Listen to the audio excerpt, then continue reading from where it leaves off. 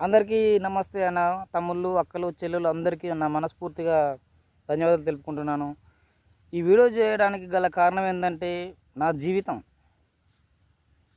ఏంటంటే, నా జీవితంలో ఉన్న ఎన్ని బాధలు, ఎన్ని కష్టాలు, ఎన్ని ఒడిదుడుకులు, ఎలాంటి పరిస్థితులను ఎదుర్కొని నేను ఇంత స్థాయికి ఎదిగాను. అసలు ఏంటి నా జీవితం ఏంటి అన్న దాని గురించి నేను ఈ వీడియో చేయడం జరిగిందనమాట.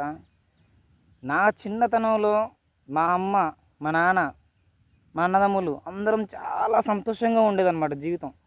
చాలా అంటే చాలా సంతోషంగా ఉన్నాం. ఎలా అంటే అన్న తమ్ముళ్ళు అందరం కలిసి ఒక అన్నంలో కలుపుకొని తిని సంతోషంగా ఇక అలా జాగిపోతూ ఉండేదన్నమాట జీవితం. అలాంటి అలాంటి జీవితంలోన కొన్ని ప్రాబ్లమ్స్ నాకు ఎదురైనాయి అన్నమాట. ఎందుకంటే మనం ఎదిగిన తర్వాత ఎదుగుతున్నప్పుడు మనకు ఎదుగుతున్న కొద్దీ మన ప్రాబ్లమ్స్ కూడా అలాగే మనకి ఒక గుణపాఠాన్ని నేర్పుతాయి అన్నమాట. నా చిన్నతనాన 12 ఏళ్ళ వయసు అప్పటి నుంచి నాకు అమ్మ నాన్న చనిపోవడం జరిగింది. నేనప్పుడు 7వ క్లాసు అట్లా ఉన్నానమాట. 5 క్లాసుల తర్వాత అప్పటి నుంచి నా జీవితం అనేది తలకిందులు జరిగింది. తర్వాత ఎట్లాగోలా ఒక 2-3 సంవత్సరాలు 9వ తరగతి దాకా చదువుకున్నాను. చదువుకున్న తర్వాత మళ్ళీ మా నాన్న చనిపోయాడని తెలిసింది. ఇక నా చదువు బంద్ చేసిన. నా చదువు బంద్ చేసి ఇక నా జీవితం ఎలా అయిపోయిందంటే, ఒక భోజనం హోటల్లో కప్పులు కడిగిన, భోజనాలు పెట్టిన, మళ్ళీ బేకరీ పనుల్లోన అవి ఇవి అందించుకుంటూ వాళ్ళకి సప్లై రాసుకుంటూ ఆ పని చేసిన. అలాగే నేను ఇక ఎలక్ట్రానిక్ షాపులోన టీవీలు అవి ఇవి ఉంటాయి కదా, దాంట్లో పని చేసిన. ఇలాగా నేను ఏదో ఒక పని చేసుకుంటూ అలా ముందుకు పోవడం జరిగిందనమాట. ఇక పొలం పనులకు వస్తే పత్తి తీయడానికి వెళ్ళటం, లేకపోతే మిరప తోటలు ఏరడం, లేకపోతే నిమ్మకాయలు కోయటం, ఇలాగా పొలం పనులు కొన్ని నాకు రాకపోయినా కానీ అవి నేర్చుకుంటూ అలాగే ముందుకు పోవడం జరిగిందనమాట. నాకు వచ్చినా రాకపోయినా నలుగురితో పాటు నేను కూడా ఆ పని నేర్చుకోవడం జరిగింది. అలాగే పని నేను ఎంత కష్టమంటే, నా కాళ్ళకి ముళ్ళు కుచ్చుకున్నా కానీ, ఏదన్నా కోసుకున్నా కానీ, అలాగే నా రక్తం అలా కారిపోతున్నా కానీ, నా జీవితం అనేది అలాగే నాకు ఒక గుణపాఠాన్ని నేర్పుకుంటూ నేను అలాగే ముందుకు సాగుతూనే ఉన్నానన్నమాట. నాకు సుతార్ పని రాకపోయినా కానీ మాలు కలిపి అందించడం, అలాగే వాళ్ళకి ఏమేం కావాలో తీయటం, తర్వాత పెయింటింగ్ పని చేయటం, అలాగే నేను ఐస్ క్రీమ్ అమ్మటం, ఇలా స్టెప్ బై స్టెప్ నేను ఏదో ఒక పని చేసుకుంటూ పోయానన్నమాట. అలాగే నేను వృద్ధులకి కొన్నాళ్ళు కనీసం ఒక 5-6 సంవత్సరాలు వృద్ధులకి చేసిన హైదరాబాద్లో. ఇక అక్కడ తర్వాత నాకు పెళ్ళయింది. పెళ్ళైన తర్వాత నాకు పిల్లలు ఉన్నారు. ఇక అలాగే నా జీవితం అనేది ఏదో ఒక విధంగా మారుతూనే ఉందన్నమాట. ఎప్పటికైనా మనిషి ఒక సాధారణమైన జీవితానికి ఏదో ఒక పని చేసుకోకపోతే భార్య పిల్లలు బతకడం చాలా కష్టం అనేది మీకు తెలుసు. అలాగే పరిస్థితులు ఎలాంటి ప్రాబ్లమ్స్ అన్నదమ్ములతోటి ఎలాంటి పంచాయతీలు గొడవలు రాకుండా ఉండటం అనేది జరగదు. అది జరగని పని. ఎలాంటి సంతోషకరమైన జీవితంలోనైనా ఏదో పరిస్థితి వస్తూనే ఉంటుంది. అలాగే నేను తినకపోయినా ఎన్నో రాత్రులు ఉపవాసం ఉన్నా, ఎన్నో చేసిన, ఎన్నో దేవుళ్ళకు మొక్కిన, దేవుడా నా జీవితాన్ని ఇంకా కొంచెం మారేటట్టు చూడు దేవుడా, ఇలాంటి పరిస్థితుల నుంచి నన్ను బయటపడే దేవుడా, ఇలాంటి కష్టాల నుంచి నన్ను బయటపడే దేవుడా అని ఎన్నో దేవుళ్ళకి మొక్కిన, ఎన్నో పరిస్థితుల నుంచి నేను ఎదుర్కొంటూ ఇలాంటి సిచ్యువేషన్లు దాటుకుంటూ ఇలాగా జరిగిపోతూ ఉన్నదన్నమాట. అలాంటి పరిస్థితుల నుంచి నేను ఇలా జరుగుతూ వస్తుందన్నమాట. ఎందుకంటే ప్రతి ఒక్కరి జీవితంలోన అన్నదమ్ములతోటి కానీ, అక్క చెల్లెలతోటి కానీ గొడవలు రాకుండా ఎప్పటికీ ఉండదన్నమాట. ఏదో ఒక ప్రాబ్లమ్స్ వస్తూనే ఉంటాయి. వాటిని మనం ఏంటంటే ఎలా సాల్వ్ చేసుకోవాలి, వాళ్ళతోటి మనం ఏ విధంగా మాట్లాడాలి, ఇట్లా మాట్లాడి దాన్ని ఏ విధంగా మనం సాల్వ్ చేసుకుంటే మంచిగా ఉంటుంది. కోపతాపాలు వస్తూ ఉంటాయి, కొట్టుకునేదాకా వస్తూ ఉంటుంది. కానీ దానికి వాళ్ళతోటి మనం మాట్లాడుకొని సరి చేసుకొని, ఇటు పరిస్థితి, దీన్ని ఇట్లా సాల్వ్ చేసుకుందాం, దీన్ని ఇలా చేద్దాం అని మనం మాట్లాడుకొని నలుగురు పెద్ద మనుషులతోటి ఇలా ఒప్పందం చేసుకొని ఇలా చేసుకుందామని అట్లా ముందుకు సాగుతూ ఉంటుందన్నమాట.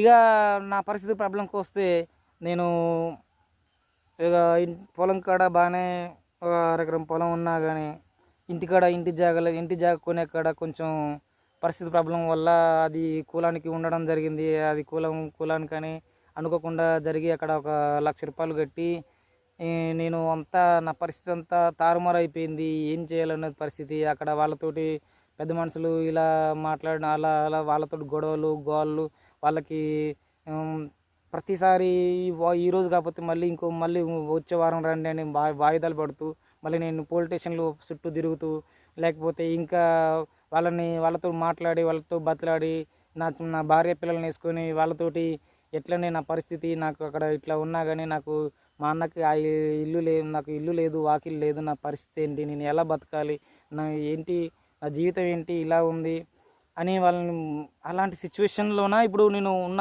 ప్రజెంట్ సిచ్యువేషన్లో అనమాట. అది ఇప్పుడున్న ప్రజెంట్ సిచ్యువేషన్ ఏంటంటే ఇప్పుడు ఇల్లు లేదు, ఇది ఆడపిల్లని వేసుకొని ఎలా బతకాలి, ఏంటి నా పరిస్థితి ఏంది ఇప్పుడు ఇలా జరిగిపోతుంది అనమాట.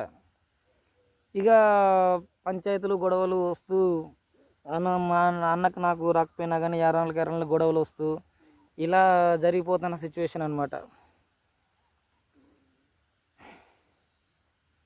ఇలా జరుగుతుంది ఫ్రెండ్స్. ఖచ్చితంగా మీ లైఫ్లో కూడా ఇలాంటి పరిస్థితులు ప్రాబ్లమ్స్ ఎదుర్కొనే ఉంటారు అని అనుకుంటున్నాను. ఇక్కడ అంటే మధ్యతరగతి జీవితంలో అయినా డబ్బున్నోళ్ళైనా డబ్బులు లేకపోయినా ఎక్కడైనా కానీ ఏదో ఒక విధంగా ఉన్నోళ్ళైనా లేనోళ్ళైనా పరిస్థితి ప్రాబ్లమ్స్ మాత్రం ఏదో ఒకటి ఖచ్చితంగా ఉండనే ఉంటుంది. ఏదో ఒక పరిస్థితి ప్రాబ్లమ్స్ ఖచ్చితంగా ఉంటూనే ఉంటాయి అన్నమాట ప్రతి మనిషి జీవితంలో. నా జీవితంలో కూడా ఇలాంటి ప్రాబ్లమ్స్ నేను ఎదుర్కొన్నా ఇలా జరుగుతుంది. ఇక అంతా దేవుని దయ.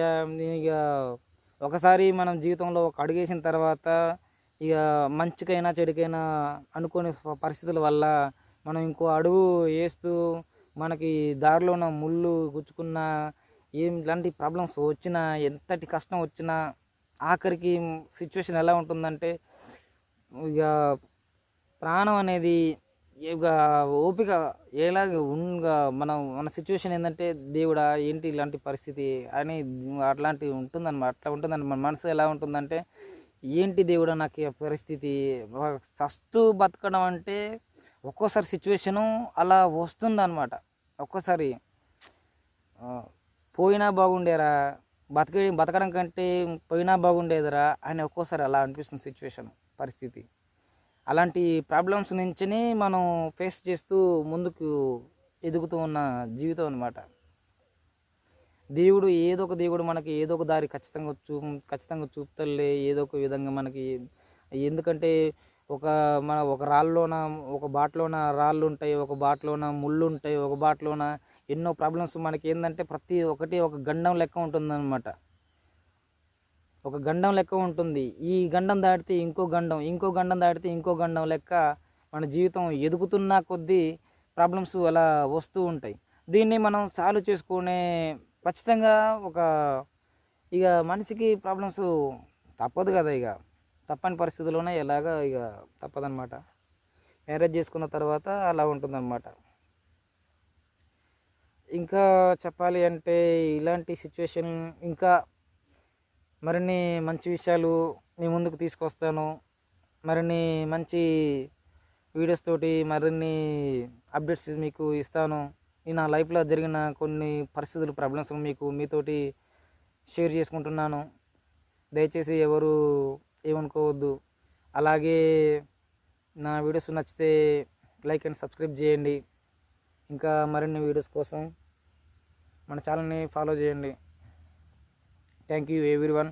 ఇంకా మరిన్ని విషయాలు ఇంకా మీ ముందుకు తీసుకొచ్చి ఇంకా నా జీవితమే కాకుండా సాధారణ ఇంకా జరుగుతున్న జీవితాన్ని మీకు చూపిస్తాను.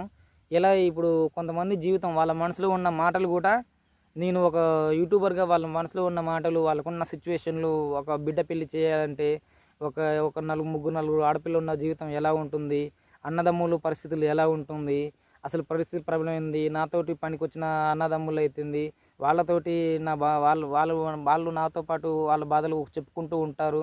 అలాగే నేను వాళ్ళతో మాట్లాడుతున్న కొన్ని మీకు ఒక జీవితం అనేది మీకు నా ఛానల్లో మీరు చూసేది ఏంటంటే ఒక జీవితం అనేది ఎలా ఉంటుంది, ఒక సాధారణ ఒక మధ్యతరగతి జీవితాలు ఎలా జరుగుతున్నాయి, అలాగే ఇంకా మరిన్ని అప్డేట్స్ మీకు ఇంకా వస్తూ ఉంటాయన్నమాట.